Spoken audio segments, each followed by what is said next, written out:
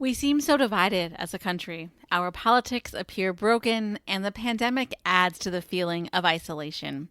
A new podcast is looking to bring light, not heat, to issues that matter. Let's Find Common Ground, a production of the Common Ground Committee, seeks solutions to today's most difficult challenges, like race, the environment, politics, and public life. Tune in to Let's Find Common Ground to learn why Americans might be less divided than we think.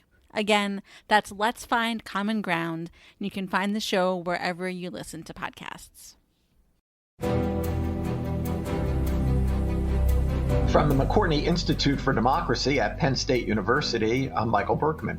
I'm Candace Watts-Smith. I'm Jenna Spinelli, and welcome to Democracy Works. This week, we are talking about ballot initiatives, and our guests are Joshua Dyck and Ted Lascher, the authors of a book called Initiatives Without Engagement, a realistic appraisal of direct democracy's secondary effects. And I think in some ways, this conversation will provide an interesting contrast to the one that we had recently with David Daley. And if I think back to our discussion last year with Lee Hanna and Dan Mallinson about marijuana, and our episode with Hedrick Smith going even further back than that. And I say a lot to say that initiatives, as we've talked about them, have been framed as inherently a good thing for democracy. But I think that Josh and Ted provide a bit of a different take maybe on how sometimes good intentions can go bad. So one of the things I think that is important that Josh and Ted bring up is the foundations of the ballot initiative and where it comes from. And it comes out of the progressive era. And Michael knows a lot more about the progressive era than I do. But the things that I know about it are that they sought after several democratic reforms. They wanted to shift the public's attention away from machine politics and toward rational, deliberative democracy.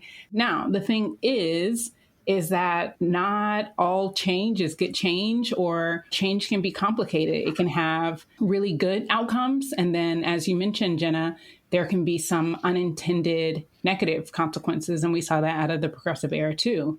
Yeah, Candace, you flatter my knowledge of the progressive era. But what has always struck me about that time is that there are definitely some contradictions inherent in what they did, but they make sense when you think about who they are and what it is that they were after. So they definitely were very uncomfortable with machine politics. They were uncomfortable with all forms of what they saw as corruption. We could go into some of what they did, but you really have to see it from both directions. They were doing a lot that I think we look at as good and important. And they also undercut a lot of existing democratic processes that were important. I had the privilege of talking with a former colleague and current friend of mine, Nicole Mello, at Williams College, and she does work on eugenics. And so one way that she described the progressive era is the revolt of the wasp.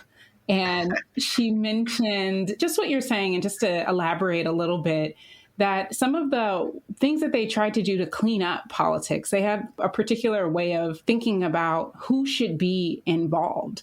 So again, there's some good things, some bad things, and some of the things that we still live with. Josh and Ted focus on the initiative. And of course, there's the possibility for voters to just go around legislators. You're not doing what we want. You're not paying attention to the things that we want you to pay attention to. And so we'll just put it on the ballot ourselves. And from most perspective, that's a really good thing, especially in an era when we have such high polarization and elites, political leaders and policymakers aren't doing their job. But there's some cruel ironies there, too, about who leads ballot initiatives today. How much does it cost? Who uses this tool and for what purpose? And is this another way? They highlight some of the problems that are perhaps unintended consequences from the ballot initiative. Yeah, there's this idea of giving people the power. I mean, you only can vote on what you have a choice to vote on. And so, sure, referendum initiatives, we should probably say, do give people the opportunity to be able to vote directly by policy. But it's not like anybody can just get something up there on the ballot. So there's still quite a bit of gatekeeping that goes on in the sense that it's expensive. It requires a large number of signatures. It requires a large number of labor. And so maybe the political parties are giving the choice through legislatures, or maybe those who can manage initiative drives are the ones that are giving you the choice through the initiative. So it can be a little misleading that the public is really that involved on an initiative compared to other. This is one of those things where context matters so much. And what could folks in the late 19th century, early 20th century imagine that we would be in a place where there are 350 million Americans? And I was looking up the cost or the amount that people are spending on ballot initiatives. And in 2020, the most expensive one was the Proposition 22 in California about app-based drivers as contractors. And between the support on the pro side and the con side, they put in $222 million for this initiative. And so I can't imagine that at that time, the people who thought that let's use the ballot, the referendum, the initiative, the initiative, the ballot, the initiative, the referendum, and the recall would have imagined this amount of money and the amount of manpower, people hours, signatures that you'd have to put in to participate. Yes, that Uber, that was something else, wasn't it? Because it might have cost them $220 million, but they're going to get more than their money's worth on that. And it brings up this other thing, right? Is that I can't imagine that the progressives would have thought that, part of what they were doing was to try to diminish the power of large corporations. And here we essentially have these corporations using the ballot initiative to wield more power and to reduce benefits to their workers. So again, yet another irony. And I imagine that people would have not predicted how this kind of effort to produce more democratic outcomes would serve to produce the opposite of what they intended in the first place. Yeah, absolutely. So, their focus in this book, which I think is really quite interesting, is on the second order effects on individuals. Do individual people gain knowledge? Are they more involved? Do they participate more from the process of the initiative and the referendum, as opposed to more of a sort of systemic influence that the initiative offers another way of making public policy? Republican government requires or allows for both direct and indirect democracy to operate, and this is how we see a lot of direct democracy. Yeah, and that's a great way to set things up. Thank you for pointing that out, Michael. I think we'll hear Josh and Ted talk more about the kind of distinction between the organizers and the individuals and some of these different levels at which ballot initiatives occur. So let's go now to the interview with Josh and Ted.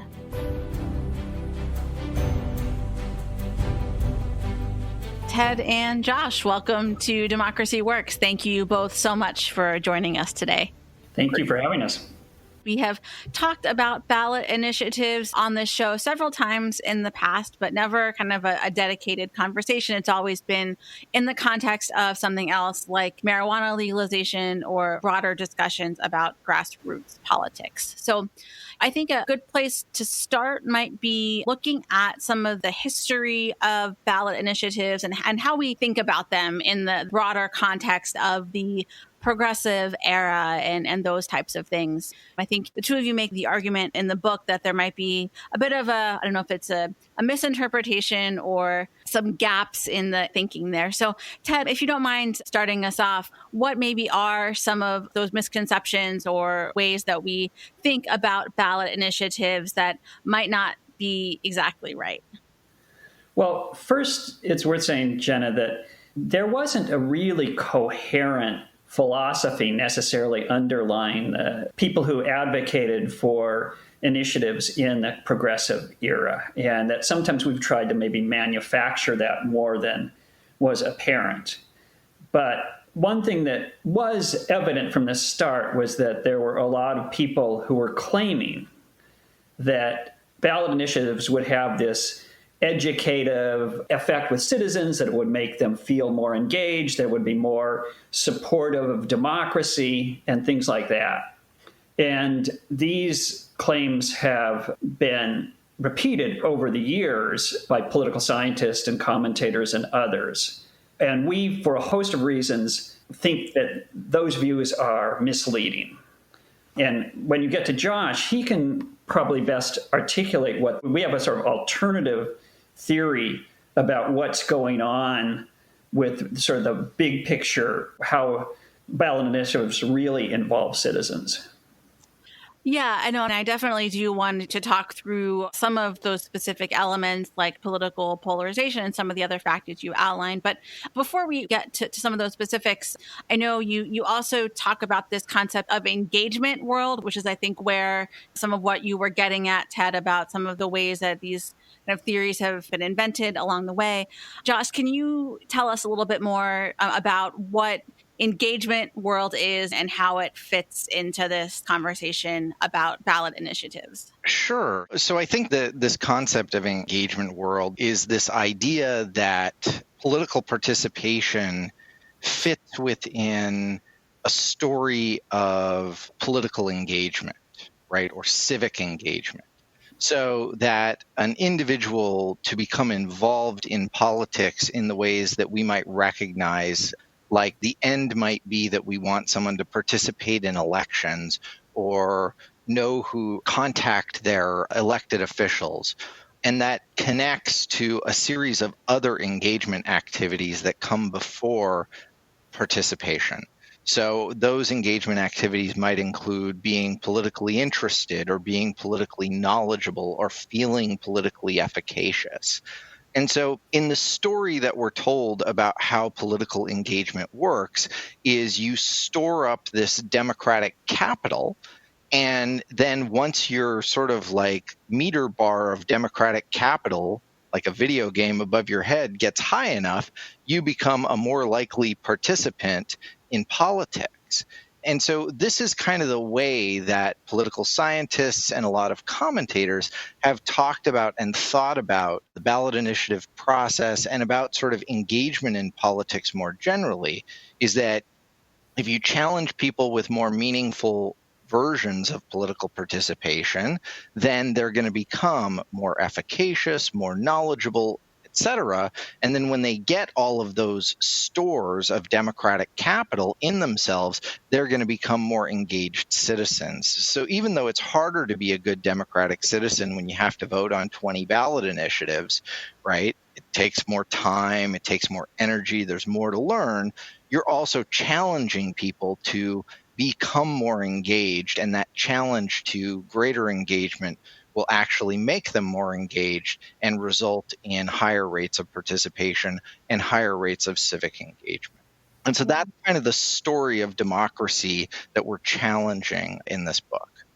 And there's also, I think, as part of this kind of grassroots effort to get these things passed, you need bipartisan support. So there's stories about how people from across the aisle come together, or maybe groups that wouldn't have reason to work together otherwise. Like I know some of the medical marijuana initiatives have had veterans and criminal justice reform advocates, and there's sort of a strange bedfellows kind of thing that happens. But I think the two of you argue that, again, thinking about it from a voter perspective, these initiatives are actually likely to increase political polarization. Is that right?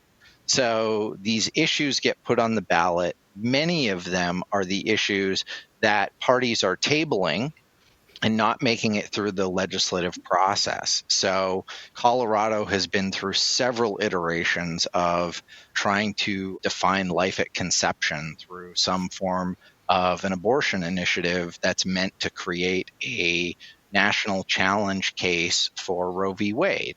And that's a hot button issue. That's an issue that's meant to critically divide the population, and that you're going to get a very partisan and ideological response from the electorate on. The same thing that we argue when we talk about the effects of things like Prop 187 in California. And so what happens through those processes is there are these very strong dividing lines that happen within the public.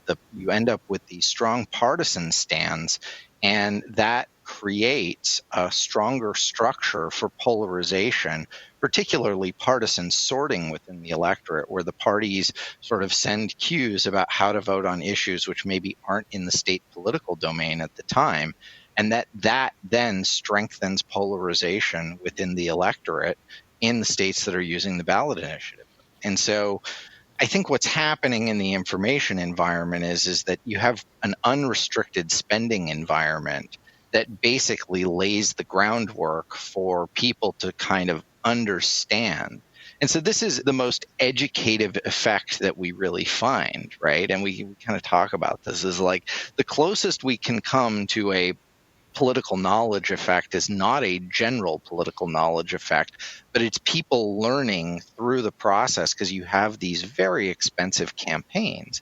And through those campaigns, you get a lot of endorsements, you get a lot of cue behavior, you get a lot of name calling that kind of calls something conservative or something liberal or attaches known political figures to things. And that process sorts the information in a way that expands that scope of conflict in a way that is clarifying for voters. But the end result is greater partisan polarization. Like once you're done with it, what you're left with is polarization. And so you might say, oh, well, that's not a bad thing because that's the accumulation of knowledge. But part of what we're doing is pointing out the irony of it, which is that this was designed to dampen the power of parties or to give people the ability to express nuance, maybe to go across the aisle back and forth. And that's not really how the ballot initiative process is working. It's largely being used to expand and deepen partisan warfare. Because if you are a wealthy zealot, you can put an initiative on the ballot that would never be considered by the legislature, and then suddenly there is a $100 million campaign about that issue that is waged with advertisements, and no matter if that changes policy or not, that's going to have an effect on the public. Right, and that ties to something else that we talk about as well, which is that the initiatives are often used to restrict minority rights, which again isn't something that is often talked about or isn't, I think, part of the popular conception of how we think about these measures. Can you talk more about that? Yeah, this is something that we've found and that others have found as well. And what we looked specifically at initiatives in the post-World War II era in California and looked at all the initiatives that had been on the ballot from that time. And we found lots of examples of initiatives to restrict minority rights, to prohibit services to undocumented citizens, to restrict measures to integrate schools, to overturn a fair housing law, to ban gay marriage, etc. And literally, we found exactly one example of a measure to expand the rights or opportunities of minority groups. And that was a measure in the 1950s and was soundly defeated. And going back to what Josh is saying about how the divisiveness of the initiative process, we think what often happens here is that these anti-minority initiatives are ways to bring sort of very marginal voters in the majority group to the polls, people who are infrequent voters, et cetera. And so these very controversial wedge issues bring them to the polls, and that may increase turnout, but it doesn't make them more generally engaged or knowledgeable. And it does have this very perverse effect of often harming the interests of people in minority groups. Ted and I have written a little bit about this since we published the book, but we think that in a lot of ways, for the minimum wage in particular, but I would lump marijuana in with this, are very much special case issues where you said, is this always a bad thing? No, I don't think it's always a bad thing. I think that in certain instances, you find these kind of areas where you are able to find the public is finding a way to kind of push an issue which legislators maybe are not acting on as quickly. But by and large, what we find is that when people try to follow their policy agendas through the initiative process, they often get hit upside the head by this reality, which is that we have found that electorates through the ballot initiative process have been extremely resistant to civil rights. That continues to be true. That was certainly true with a series of things that happened in the last two election cycles with ballot initiatives. We have a couple of things we can point to where you have very favorable election outcomes for Democrats with some like head scratching ballot initiative outcomes that happened at the same time. Think about the labor law outcome impact of what happened with Uber in California. You think about some other things. So in California, we estimated that on average, to get an initiative measure on the ballot cost about $6 per signature. And this was just a few years ago. Then you multiply that by the number of signatures you need. And that means you need millions of dollars in a state like California, and a lot in other states, too, that even aren't as big, just to get it on the ballot. And then you think about how long it takes to get the initiative through, et cetera. The fact is, if there's strong consensus in the public for doing something, it's very often cheaper, easier to go the legislative route. And the good example that we saw a few years ago, there was a big hue and cry in California after there was a big measles outbreak in Disneyland. And so the legislature put a measure on the ballot to tighten vaccination restrictions. And that was passed by the legislature in 6 months. Now, granted, this is an unusual situation where there's very strong view, but it would have taken millions of dollars and a couple years to do that by an initiative process. Yeah, I mean, so what about for the democracy reformers out there, whether it's gerrymandering or ranked choice voting or other types of reforms that people might be trying to push for, where it's the case that the public maybe is uninformed or ill-informed about what the issue is or how they should feel about it, but there's also a disincentive among the legislature to take it up because it runs counter to their own interests. What is the kind of best path forward there, do you think? I do think it's the case that the initiative process is, say, makes it easier to do things like reapportionment reform. Because you're right, that does attack sort of legislature's interests as legislators. But then you also need to realize that you also can get the bad with the good. So there's reapportionment reform, but initiatives also brought in a wave of term limit measures. And at least in California, there's precious little evidence that those have had the positive impact that people originally claimed they would have. I'll just add real quickly that if you want to pass some form of democratic reform, yes, you're much better off and you're much better suited to being able to do that if you're in a direct democracy state and a ballot initiative state. I mean, most of the states that did pass term limits were 17 of 18 states that passed term limits were ballot initiative states. As Ted said, that was a be careful what you wish for kind of situation. But on the ranked choice voting end, we just learned, I think, a pretty hard lesson in Massachusetts, which that was an extraordinarily well-organized, well-funded campaign and well-run. And they could not get that past the voters. And I think one of the things that they learned was that part of the secret sauce which got that passed in Maine was the political circumstance that people were angry about LePage's election, which came under unusual circumstances that would have not happened had ranked choice voting been in place, and then what an absolute disaster he was after that. And so that actually, there was a political circumstance that led to that reform.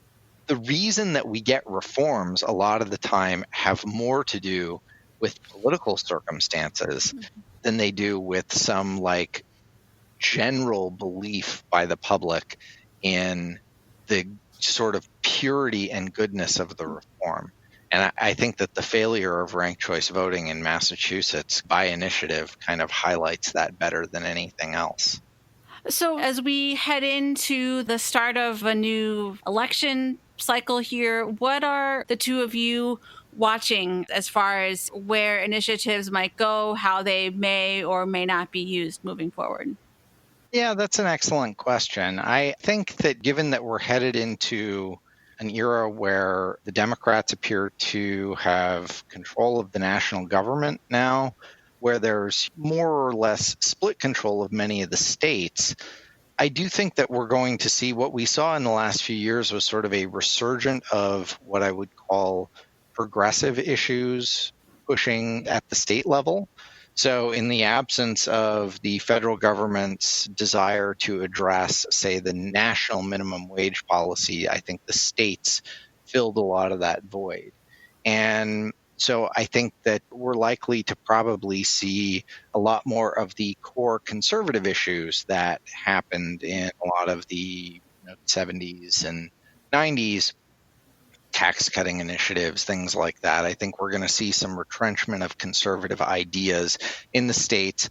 And I also think that we're going to see a lot of action around abortion issues, particularly with the current Supreme Court, as there's an attempt to create a challenge to Roe. We could see that through a legislature in a state, but we could also see that through a series of initiatives. Like we note in the book, they've been trying to do that for a number of years.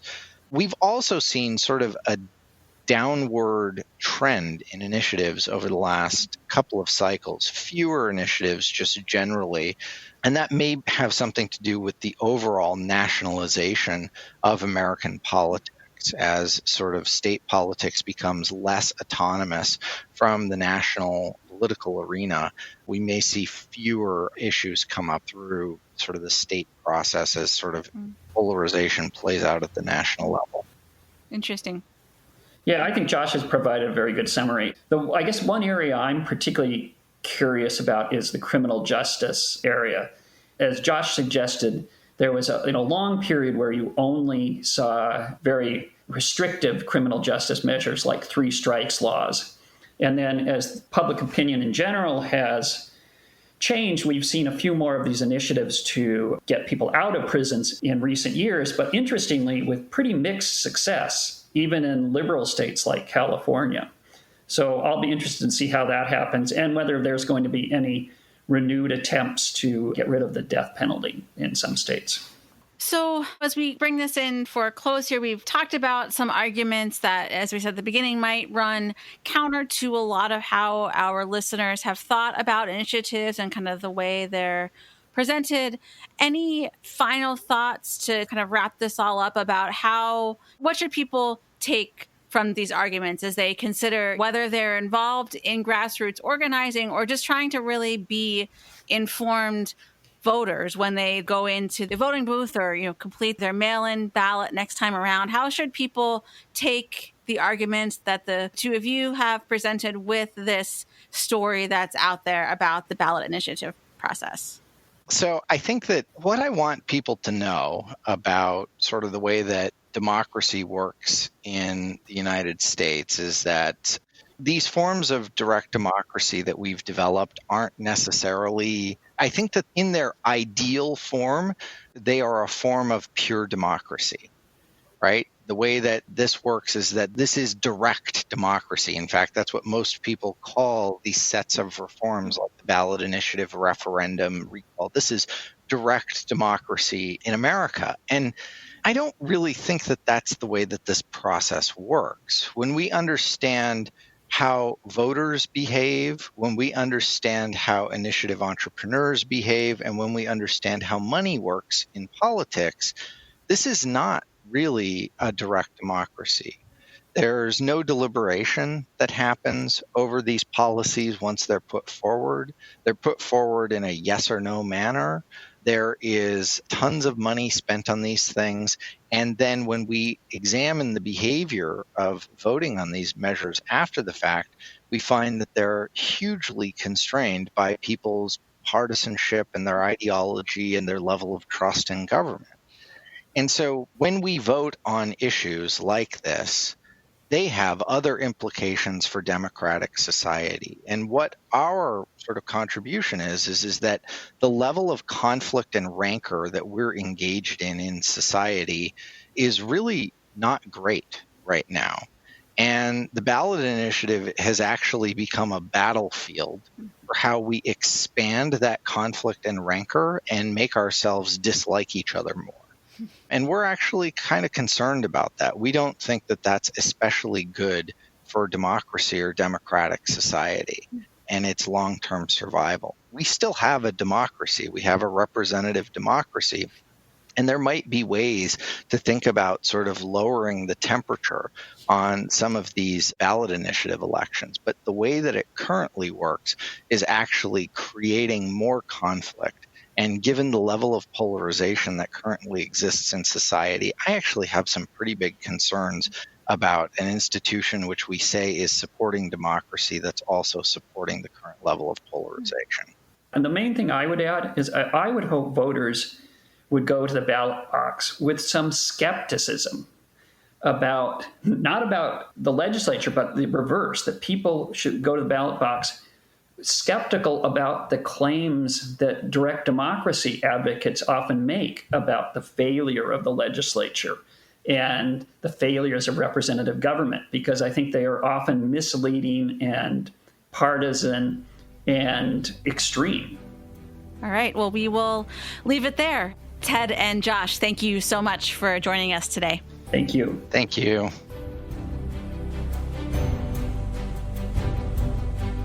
That was a great interview, Jenna. And one of the things that stood out to me in response to what you were saying earlier, Michael, is about the levels of analysis. And one of the things that they bring up, which I think is important, is they're really concerned about the role that initiatives can play on polarization. I mean, we live in an incredibly polarized political environment. And Ted and Josh are kind of like, yeah, well, what happens when people use the ballot initiative to put extreme measures on the ballot? What does that do to the public? And I think they take issue with this idea that these extreme measures can be really divisive, and you're touching on hot button issues. But for me, I'm not sure. I think that's terrible completely. And again, this goes back to the kind of good and the bad of any particular issue. So for example, in the case of Proposition 187, which is probably not a measure that I would have voted for if I had the opportunity at that time. So Prop 87 was a ballot initiative in California that sought to strip access of undocumented immigrants to non-emergency medical care, to K through 12 schools, into public universities, higher education. And if I'm not mistaken, almost 60% of Californians actually voted for that. So on the one hand, it's a bad policy from my perspective, but it wasn't divisive.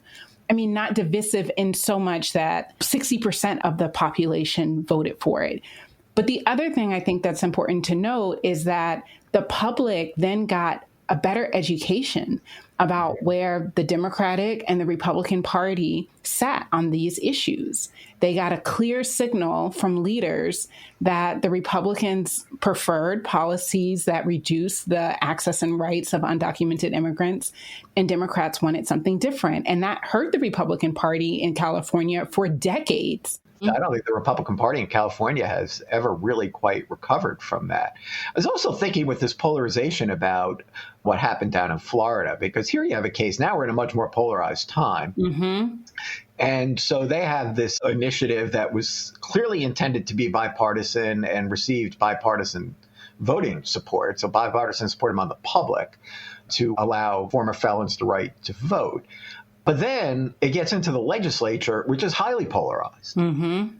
And when it gets into the hands of the elites within the legislature, it basically got torn apart. I don't want to say it got completely torn apart, but they were able to impose all kinds of restrictions on it that really took some of the bite out of it and some of the potential impact of it. So you can avoid the polarization through the system, but eventually it's going to get wiped up. It's going to get sort of wrapped up in it anyway. One of the things that stands out to me is it's a kind of damned if we do, damned if we don't situation, because we know that policymakers try to avoid issues that will make them look bad, that will force them to have to take a stance on something that they don't want to, or that is a wedge issue for the parties. And the ballot initiative provides an opportunity for people to put those things front and center. And I'm not sure that's a bad thing. Yes. Yeah, that's a good point. But again, we're back up at this level of analysis. We have a hard time I think, sticking to the level analysis they're operating at, which in part, I think is what makes their study really kind of interesting and innovative in that they're focusing on these second order effects. So what does it mean for an individual to participate in this process or not? And it would be more compelling to me, I think, if I were to see that side by side with studies that said, what does it mean for somebody to vote in an election in general? And I think people do get something out of voting as opposed to not voting that is important for their own sense of efficacy, for example, and need to go out and get knowledge. I guess a question then that I have, Michael, is this really direct democracy? Well, my sense on direct democracy is the larger you get, the less effective it is.